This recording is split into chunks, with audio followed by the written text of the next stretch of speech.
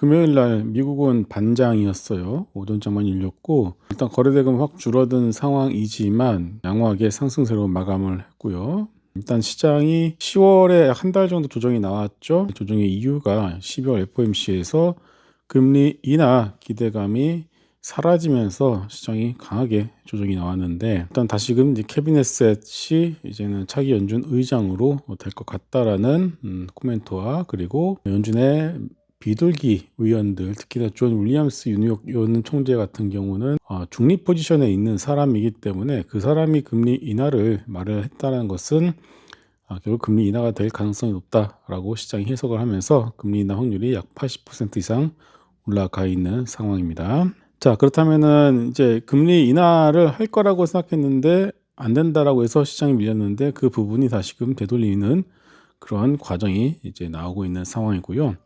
다만 그런데 이제 구글 TPU 노이즈가 없었다라면은 삼성전자와 SK하이닉스가 강하게 다시금 올라갈 수 있을 것 같은데, 엔비디아의 거품 노이즈, 구글 TPU 노이즈가 나오다 보니까 확실히 전자와 닉스의 상승 탄력은 이전 같지 않죠. 그리고 또 하나, 외국인들이 사줘야지만 코스피 대형주들, 삼성전자, SK하이닉스, 조선방산원전, 현대차 등등 대형주들은 외국인의 수급이 있어야지만 이게 올라갈 수가 있는데, 그게 없다 보니까 확실히 코스피의 상승 탄력은 둔화가 되고 있는 상황입니다.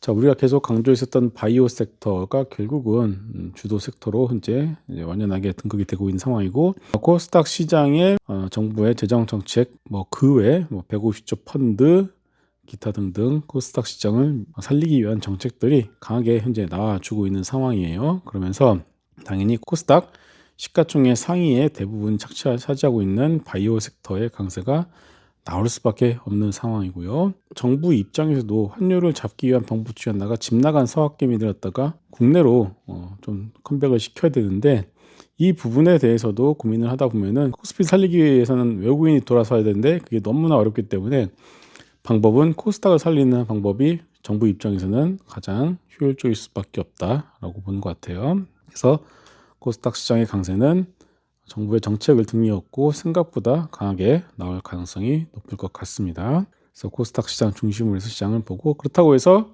기존의 조선방산 원전 같은 경우에는 주도주 하나 정도는 기본적으로 꼽아놓고 가야 되고요.